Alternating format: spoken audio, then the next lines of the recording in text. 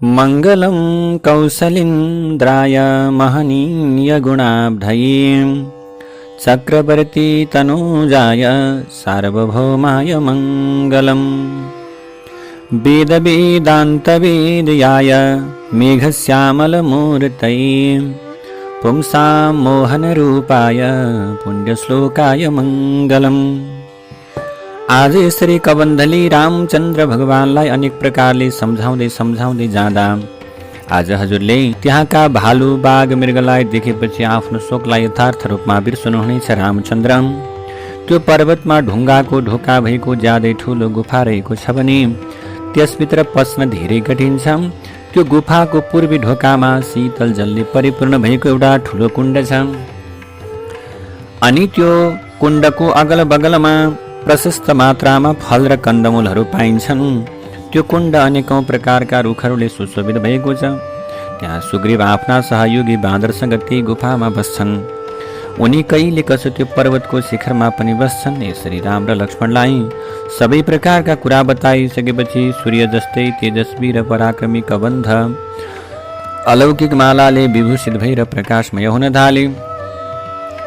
त्यो समयमा लक्ष्मण सहित रामले त्यहाँबाट हिँड्न तयार हुँदै आकाशमा उभिएका कबन्धसँग भने, अब तिमी यसरी लक्ष्मणले के गर्नुहुन्छ?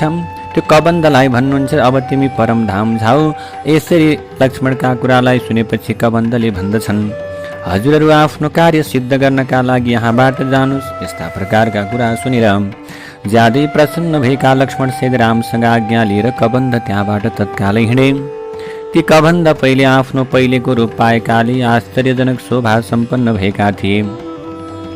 उनको समग्र शरीर सूर्य जस्तै प्रकाशमय भएको थियो। उनले रामतिर हेरेर उनलाई पम्पा सरोवर जाने बाटो देखाउँदै आकाशमा अवस्थित भएर भन्दछन्, हजुरले सुग्रीवसँग मित्रता अवश्य गर्नु है रामचन्द्र भगवान भनेर कबन्ध त्यहाँबाट हिँडे।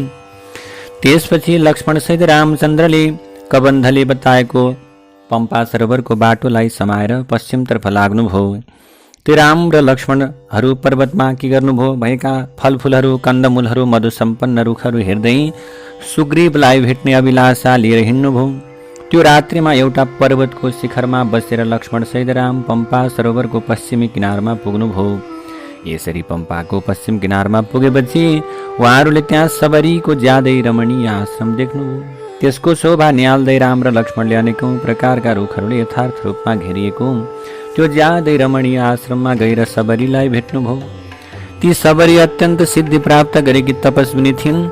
उनी आफ्नो आश्रममा राम र लक्ष्मण आएको देखेपछि हात जोडेर उभिन्। उनले राम र लक्ष्मणलाई चरणमा प्रणाम गरिन्। यसपछि पाउ धुने जल, अर्घ्य र आचमनी सहितका सामग्री समर्पण गरेर विधिपूर्वक उनीहरूको सत्कार के गरिन्? सबरीले गरिन्। त्यसपछि रामले ती तपस्विनीसँग भन्नुभयो, के तिमीले सबै व्यवधानलाई पराजित गरिसकेकी छौ? के तिम्रो तपस्या तीव्र गतिमा बढिरहेको छ? के तिमीले रिस र आहारलाई बसमा गरेकी छौ? तिमीले स्वीकार गरेका नियमहरूको पूर्ण रूपमा पालन गरेकी छौ त? तिम्रो मन खुसी र शान्त छ कि छैन? तिमीले सेवा गरेका गुरुहरू यथार्थ रूपमा सफल भए कि भएनन्? रामका यस्ता कुरालाई सुनेपछि सबरीले रामचन्द्रको अगाडि उभिएर भन्दछन्, हे मेरो भगवान, आज हजुरको दर्शन पाएकी हुनाले मलाई आफ्नो तपस्याको सिद्धि प्राप्त भयो। आज मेरो जन्म सफल भयो भने मैले गरेको गुरुको सेवा पनि सार्थक भयो। आज हजुरलाई यहाँ सत्कार गर्न पाएकी हुनाले मेरो तपस्या सफल भयो प्रभु। अब मलाई अलौकिक धाम पनि प्राप्त हुनेछ भन्ने विश्वस्त छु म। हजुरको शान्त दृष्टि पर्ने बित्तिकै म ज्यादै पवित्र भए रामचन्द्र भगवान। अब म हजुरको कृपाका प्रभावले अविनाशी लोकमा जानेछु। जुन समयमा हजुर चित्रकूट पर्वतमा आउनु भएको थियो त्यो समयमा मैले सधैँ सेवा गरेका मेरा गुरु अतुलनीय कान्ति सम्पन्न विमानमा सवार भएर अलौकिक लोकतर्फ जानुभयो। ती गुरुले जाने समयमा मसँग भन्नुभएको थियो, हेर सबरी, तिम्रो पवित्र आश्रममा राम आएर लक्ष्मण सहित तिम्रो अतिथि हुनुहुनेछ। तिमीले उहाँहरूको उचित प्रकारको सत्कार गर्नु। उहाँहरूको दर्शन पाइसकेपछि हजुर अविनाशी लोकमा जानुहुनेछ। यसकारण मैले हजुरका लागि पम्पाको किनारमा उत्पन्न भएका अनेकौं प्रकारका फल र कन्दमूल ल्याएर राखेकी छु। ती सबरीलाई परमात्मा तत्त्वको यथार्थ ज्ञान भएको अथवा त्यो प्रकारको ज्ञान प्राप्त भइसकेको थियो। आज अब सबरीका कुरा सुनिसकेपछि रामले सबरीसँग भन्नुभयो, मैले कबन्धबाट तिम्रा गुरुहरूको प्रभावका बारेमा यथार्थ रूपमा सुनेको थिएँ। हेर सबरी, यदि तिमीलाई स्वीकार्य हुन्छ भने म उहाँहरूको त्यो प्रभाव प्रत्यक्ष रूपमा हेर्न चाहन्छु। रामका यस्ता कुरालाई सुनेपछि सबरीले राम र लक्ष्मणको त्यो महान अथवा राम र लक्ष्मणको त्यो इच्छालाई पूर्ण गराउने इच्छा राख्दै महान वनतर्फ देखाउँदै भन्दछन्, यो बादलको घटा जस्तै श्याम वर्ण र अनेकौं प्रकारका पशु पक्षीले परिपूर्ण भएको वन हेर्नुहोस्। यो वन मतंग वनका नामले संसारमा प्रख्यात छ। यही नै ती मेरा गुरुहरू बस्नुहुन्थ्यो। यही ठाउँमा उहाँहरूले गायत्री मन्त्रको जप गरेर विशुद्ध भएको आफ्नो शरीर रूपी पञ्जर मन्त्रको उच्चारण गर्दै अग्निमा हवन गर्नुभएको थियो। यो मैले सेवा गर्नुभएका ती महर्षिले वृद्धावस्थाका कारण कामी रहेका हातले देवताहरूलाई फूल चढाएको प्रत्यक्ष स्थली नाम भएको यो वेदी हो।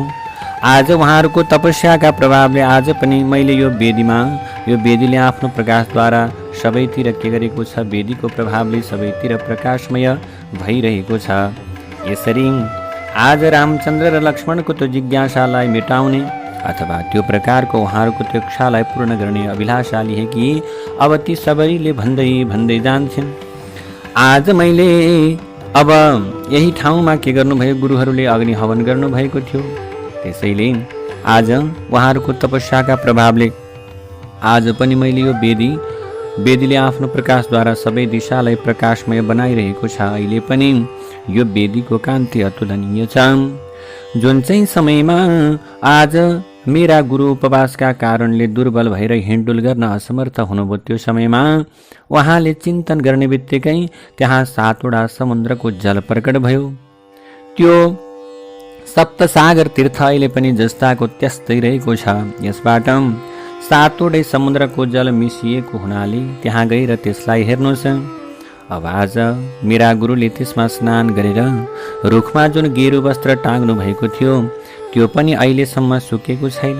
देवताहरूको पूजा गर्दाका अवस्थामा मेरा गुरुले कमलसहित अन्य फूलहरूको जुन माला बनाउनु भएको थियो त्यो आज पनि ओइलाएको छैन। हजुरले सबै वन हेर्नुभयो, यसका विषयमा सुन्नुपर्ने कुरा पनि सुन्नुभयो। अब म हजुरसँग आज्ञा लिएर यो शरीरलाई परित्याग गर्न चाहन्छु रामचन्द्र, किनकि मैले यो आश्रमका अधिपति अथवा मैले जसका चरणका सेवा गरेँ उनै उहाँ महर्षिको नजिकमा जान चाहन्छु। आज ती भक्त सबरीका यस्ता प्रकारका कुरालाई सुनेर लक्ष्मण सहित राम ज्यादै प्रसन्न भएकाले आज रामचन्द्रको मुखबाट अनायास रूपमा आश्चर्य छ भन्ने शब्द निस्क्यो। त्यसपछि रामचन्द्रले सबरीसँग भन्नुभयो, तिमीले मेरो धेरै सत्कार गरेकी हुनाले अब चाहिँ तिमी आफ्नो इच्छा अनुसार लोकमा जाऊ। रामबाट यस्ता प्रकारको आज्ञा पाइसकेपछि शिरमा जटा अनि शरीरमा गेरु वस्त्र र मृगको छाला धारण गरेकी सबरीले आफूलाई अग्निमा हवन गरेर प्रज्वलित अग्नि जस्तै शरीर प्राप्त गरिन्। उनी अलौकिक वस्त्र आभूषण अलौकिक फूलको माला अलौकिक लेप लगाएर ज्यादै सुन्दर देखिन थालिन्। त्यो ठाउँलाई ज्यादै प्रकाशमय बनाउँदै उनी स्वर्गलोकतर्फ गइन्। यसरी आफ्नो तेजले प्रकाशमय हुने सबरी स्वर्गलोक गएपछि लक्ष्मण सहित रामले ती महर्षिको प्रभावको चिन्तन गर्नुभयो। यसरी चिन्तन गरेपछि आफ्नो भाइ लक्ष्मणसँग रामले भन्नुभयो, मैले ती महर्षिको त्यो ज्यादै पवित्र आश्रम देखेँ मेरो भाइ। यहाँ धेरै आश्चर्यजनक कुराहरू रहेछन्। यहाँ बसेर हरिण र बाघले एकअर्कालाई विश्वास गर्छन्। यो आश्रममा अनेकौं प्रकारका पक्षी रहेका छन्। यहाँ जुन 7वटा समुद्रको जलले भरिएका तीर्थ छन् तिनीहरूमा हामीले विधिपूर्वक स्नान र पितृहरूलाई तर्पण गर्यौं।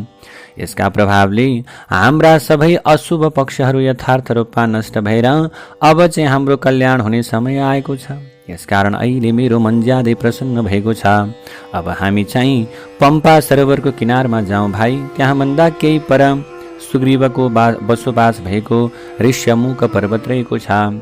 उनी बालीबाट धेरै डराएका हुनाले आफ्ना सहयोगी 4वटा बाँदर सहित त्यो पर्वतमा बसेका छन्। ती सुग्रीव म ती बाँदर सुग्रीवलाई भेट्न ज्यादै उत्साहित भएको छु। किनकि सीताको खोजी गर्ने कार्य उनैले पूरा गर्नेछन्। रामका यस्ता कुरा सुनेपछि लक्ष्मणले भन्नुभयो, हामीले तत्कालै त्यहाँ जानु ठिक हुन्छ दाजु। त्यसपछि लक्ष्मणसहित राम त्यो आश्रमबाट निस्किएर सबैतिर फुलले परिपूर्ण भएका अनेकौं रुखको शोभा हेर्दै पम्पा सरोवरको किनारमा आउनुभयो। त्यो ज्यादै विशाल वन, हुटिट्याउँ, मयूर, सुगा, अन्य धेरै पक्षीले चिरबिर चिरबिर भएर गुन्जायमान भइरहेको थियो। रामको मनमा सीतालाई भेट्ने तीव्र इच्छा जागृत भएकाले ज्यादै चिन्तित भएका राम अनेकौं प्रकारका रुख र सरोवरहरूको शोभा हेर्दै उत्तम जलाशयको नजिकमा पुग्नुभयो। त्यो पम्पाका नामले प्रख्यात भएको सरोवर पिउन योग्य जलले परिपूर्ण थियो। राम टाढाबाट हिँडेर त्यसको किनारमा आएर रामले मतङ्ग रस नाम भएको कुण्डमा स्नान गर्नुभयो। त्यो लक्ष्मणसहित राम शान्त भावमा त्यहाँ पुग्नुभयो। सीताको शोकले ज्यादै व्याकुल भएका राम त्यो पम्पा सरोवरमा प्रवेश गर्नुभयो। त्यसको किनारमा भएका अनेकौं प्रकारका रुखले त्यसको शोभा बढाएका थिए भने यसलाई अनेकौं प्रकारका साना साना वनहरूले घेरेका थिए। त्यसको जललाई कमलका फूलले यथार्थ रूपमा ढाकेको थियो।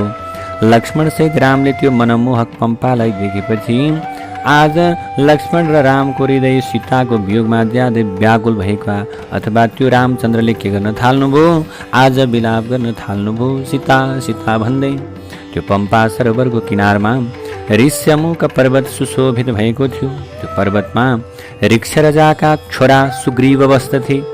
त्यो समयमा रामले लक्ष्मणसँग भन्नुभयो, तिमी सुग्रीवको नजिकमा जाऊ मेरो भाइ, म बिना सीता जीवित रहन असम्भव छ।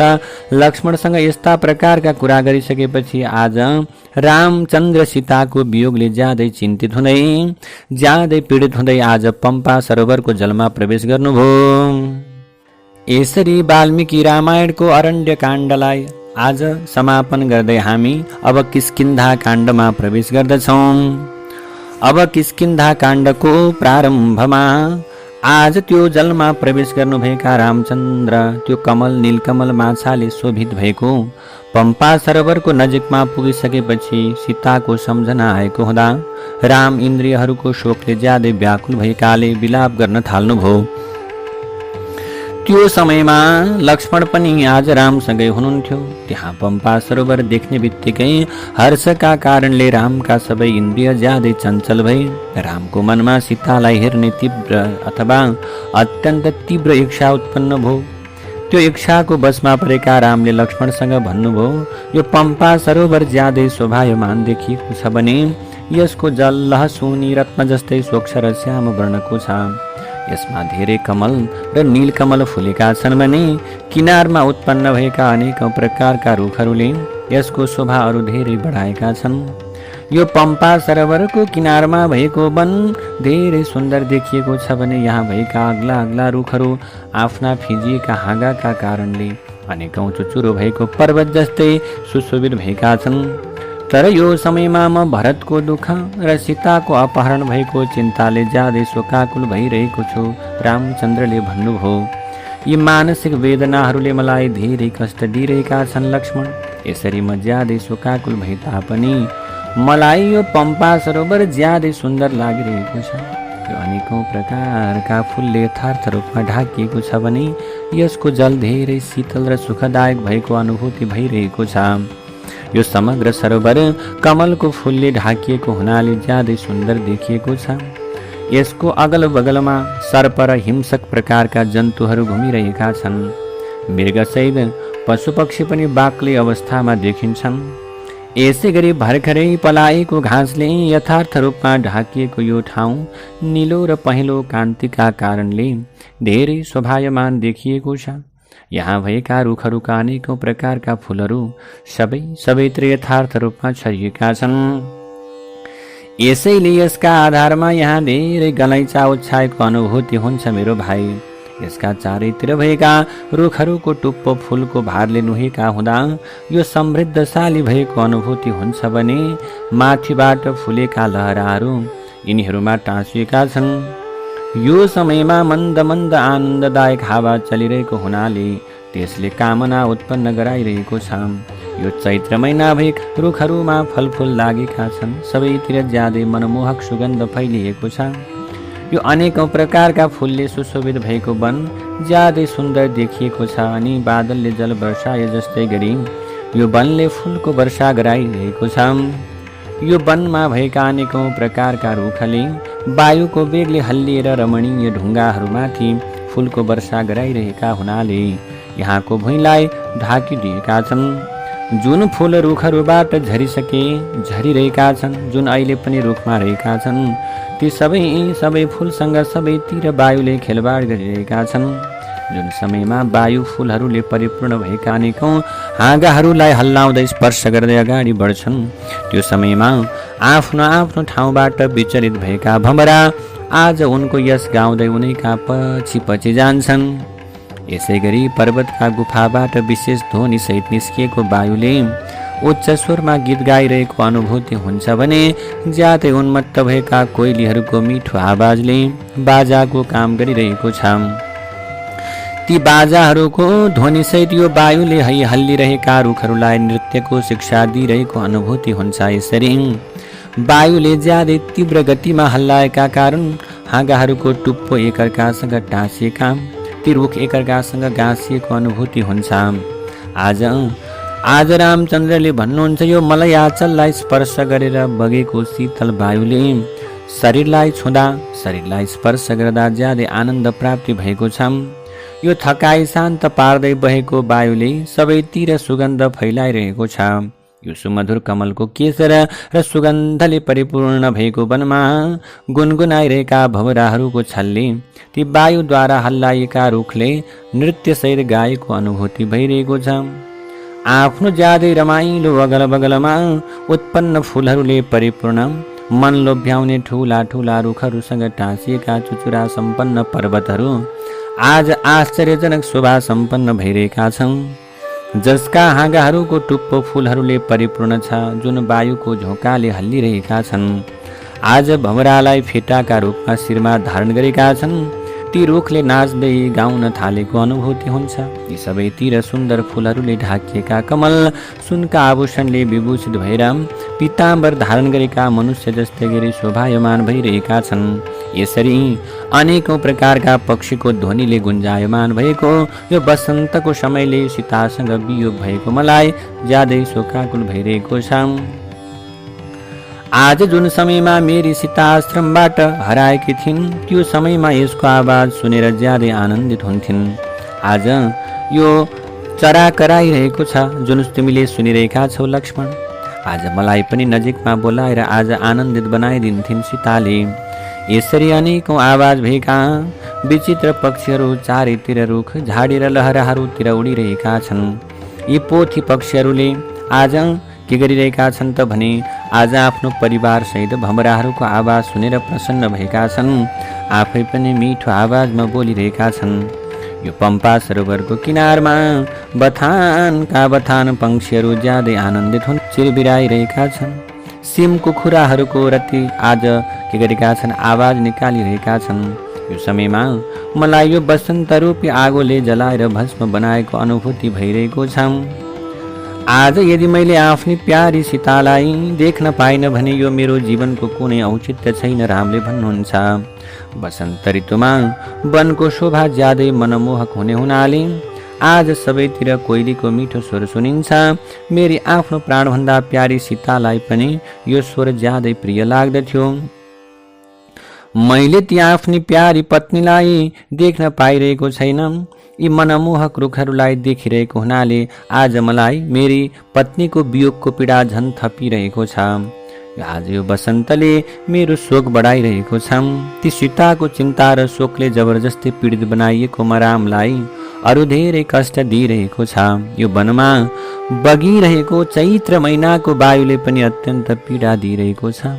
ती मयूरहरू स्फटिकमणिबाट बनेका झ्याल जस्तै देखिने आफ्ना फैलाएका प्वाख उठाएर यताउता नाचेका हुनाले ज्यादै शोभायमान देखिएका छन्। आफ्नो पोथी मयूरहरूले घेरिएर ती मयूरहरू आज नाचिरहेका छन्, आफ्नो परिवारसँग खेलिरहेका छन्। यसबाट वनमा कुनै राक्षसले मयूरकी प्रियाको अपहरण नगरेको हुनाले आज यो रमणीय वनमा आफ्नी प्यारी पत्नीसँग आज बिचरा मयूर नाचिरहेको छ। तर म भने आज सीताको वियोगमा घुमिरहेको छु। यो फूलहरूले परिपूर्ण भएको चैत्र महिनामा बिना सीता म यहाँ बस्न ज्यादै कठिन छ मेरो भाइ।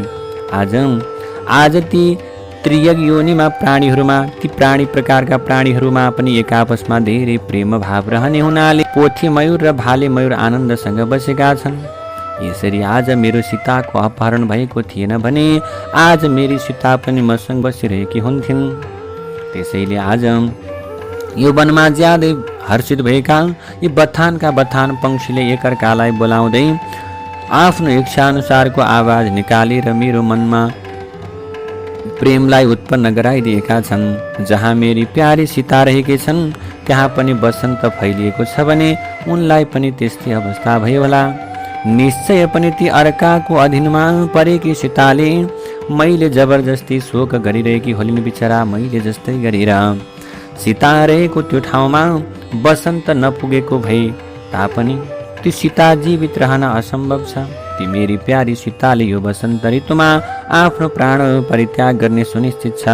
मेरो निश्चय अनुसार ती पतिव्रता सीता मसँग अलग भएर पनि धेरै समय जीवित रहन सक्दिनन्।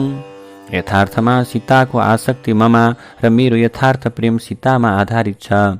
सीताको सम्झना भएपछि मलाई यथार्थ रूपमा के भएको छ भने यी फूलहरूले सुगन्ध लिएर बग्ने शीतल वायुले पनि आज आगो जस्तै पोलिरहेको छ।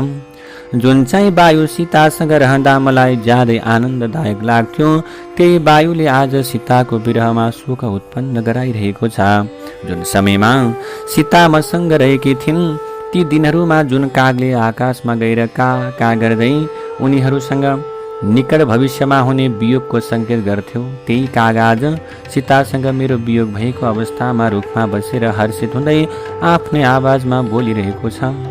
त्यो त्यही पक्षी हो जसले आकाशमा रहेर कराउँदा सीताको अपहरणको सङ्केत भयो। तर आजको उसको आवाज सुन्दा यसले मलाई सीताको नजिकमा लान खोजेको अनुभूति हुन्छ। यो वनमा फुलले परिपूर्ण भएका रुखहरूका हाँगामा बसेर चिरबिर गर्ने पक्षीहरूको यो सुमधुर स्वरले विरहका कारणले बढेको शोकरूपी उन्माद बढाइरहेका छन्। वायुले हल्लाएको त्यो आज के छ मयूरको फूलको अथवा मुजुराको फूलको भमरा के गएको छ अनायस रूपमा बसेको देख्दा आज कुनै प्रेमी आफ्नो प्रेमिका बिना बसिरहेको हुन्छ। आज यो अशोकले आफ्नी प्यारीको वियोगले शोकाकुल भएका पुष्पहरूको शोध अत्यधिक बढाउँछ भने यो वायुको झोकाले हल्लिएका फूलका गुच्छाले मलाई गाली गर्दै उभिएको अनुभूति हुन्छ। यी मुजुरा सम्पन्न आपका रुखहरू श्रृङ्गार रूपी विलासले ज्यादै उन्मत्त हृदय सम्पन्न चन्दन सहितको लेप लगाउने मनुष्य जस्तै देखिरहेका छन्। यो पम्पा सरोवरको अगल बगल भएको ज्यादै आश्चर्यजनक वनमा किन्नरहरू यताउता घुमिरहेका छन्। यो पम्पा सरोवरमा सबैतिर फुलेका सुगन्धित कमल बिहानी सूर्य जस्तै प्रकाशमय भइरहेका छन्। यो पम्पा सरोवरको जल ज्यादै स्वच्छ छ भने यसमा रातो कमल र नीलकमल फुलेका छन्। यसमा सबैतिर हाँस र घरेलु साना साना हाँसहरू फैलिनका साथै सुगन्धित कमलले यसको शोभा बढाइरहेका छन्। यसको जलमा बिहानी सूर्य जस्तै प्रकाशमय हुने कमलहरूले सबैतिरबाट यथार्थ रूपमा घेरिएको पम्पा सरोवर धेरै शोभा सम्पन्न छ भने ती कमलहरूको केसर भमराले चुसिसकेका छन्। यसमा सधैँ चखेबा बस्छन् भने यहाँको वनमा ज्यादै विचित्रमय ठाउँ छन्। पानी पिउन आएका हात्ती र मृगका बथानले यो पम्पाको शोभा बढाएका छन्।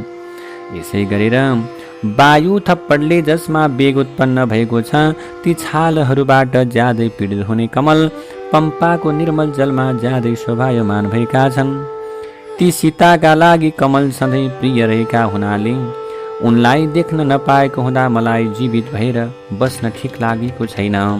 आज यदि ती फुलेका रुख सम्पन्न यो वसन्तले मलाई फेरि प्रहार गरेन भने यसका कारणले प्राप्त भएको वेदनालाई म जसरी तसरी मनमा रोक्न सक्छु। मलाई सीतासँग रहँदा जुन जुन वस्तुहरू धेरै प्रिय लाग्दथे तिनीहरू आज उनको वियोगमा ज्यादै पीडादायक अथवा भनौँ उनीहरू पीडा थप्ने भएको अनुभूति भइरहेको छ। अब यसरी आज यो पम्पा सरोवरको दक्षिणी भागमा रहेको पर्वतका चुचुराहरूमा फुलेको चुवाको हाँगो ज्यादै सुन्दर देखिएको छ। यो अनेकौं प्रकारका धातुहरूले परिपूर्ण भएको ऋष्यमुख पर्वतले वायुको बेगले ल्याएको विचित्रमय धुलोलाई सृष्टि गरिरहेको छ। यो पर्वतको चारैतिर फुलेका र सबैतिर रमणीय देखिने पातविहीन पलासका रुखहरू भएको अगल बगल आगोले जलेको अनुभूति हुन्छ। यो पम्पाको किनारमा उत्पन्न भएका रुख यसैको जलले सिंचित भएर बढेका हुन् भने सुमधुर फुलको रस र सुगन्ध सम्पन्न छन्। यिनीहरूको नाम मालती, लहरे, बेली, कमल र करवीर हो। यी सबै फुलले सुशोभित भएका छन्। यसै गरी केतकी, सेतो फुल्ने सिमाली, बेतमौला, श्री चम्पा, चुवा र नागकेशर पनि फुलेका छन्। यो पर्वतको अगल बगलमा कमल र फुलेको नीलो अशोक पनि शोभायमान भएको छ भने त्यही सिंहको गर्दनमा लामा लामा रौँ जस्तै लोधहरू पनि सुशोभित भएका छन् भने आँप, अर्जुन, शिरीष, चन्दन, चुवासहितका अनेकौं फुलले परिपूर्ण भएका छन्। एउटा रुखबाट अर्को रुखमा र एउटा पर्वतबाट अर्को पर्वतमा, एउटा वनबाट अर्को वनमा गइरहेका वायु अनेकौं रसको स्वाद लिँदै बगिरहेका छन्। यो पर्वतको चुचुरामा जुन अनेकौं प्रकारका ठुला ढुङ्गा छन् तिनीहरूमा झरेका फुलहरूले तिनलाई रातो र पहेँलो ओछ्यान जस्तै बनाइदिएका छन्। हे लक्ष्मण, तिमीले वसन्त ऋतुमा रुखहरूमा फुलेका फुलहरूको यो वैभव हेर। यो चैत्र महिनामा यी रुख आपसमा प्रतिस्पर्धा गर्दै फुलेको अनुभूति हुन्छ। यी रुखहरू आफ्ना माथिका हाँगाहरूमा फुलहरूको यो मुकुट धारण गरेर ज्यादै शोभायमान देखिएका छन् भने तिनीहरूले भवराको गुन्जन जस्तै गरी कोलाहलपूर्ण भएर एकअर्कालाई आह्वान गरिरहेको अनुभूति हुन्छ। आज यी कर्याङ कुरुङ पक्षी पम्पाको स्वच्छ जलमा पसेर आफ्नी प्रेमिकासँग ज्यादै आनन्दित भइरहेका छन्। यो मन्दाकिनी जस्तै भएको अनुभूति हुने पम्पाको रूप यस प्रकारको मनमोहक छ भने संसारमा यस्तो रमणीय गुण प्रख्यात नहुनु आज यो हुनु स्वाभाविक नै हो। यदि सीतालाई भेटियो र म पनि उनीसँग बस्न थाले भने मलाई इन्द्रलोक जाने, अयोध्या फर्किने चाहना हुने छैन। यस प्रकारको हरियो परियो घाँसले सुशोभित भएको ठाउँमा सीतासँग म केवल बस्न पाएँ भने मलाई अरू कुनै पनि अलौकिक लोकको चाहना हुने छैन। लक्ष्मण, यो वनमा अनेकौं प्रकारका पालुवाले सुशोभित र अनेकौं प्रकारका फुलले परिपूर्ण भएका यी रुखले बिना सीता मेरो मनमा चिन्ताको उत्पन्न गराइरहेका छन् भन्दै आज रामचन्द्रले सीताको वियोगमा पम्पाको सरोवरको नजिकमा बसेर आज लक्ष्मणसँग अत्यन्त रुँदै रुँदै सीतालाई कहाँ भेटिएला भन्ने चिन्ता व्यक्त गर्न थाल्नुभयो। रामाय रामभद्राय रामचन्द्राय वेधसे रघुनाथाय नाथाय सीताया पतये नमः।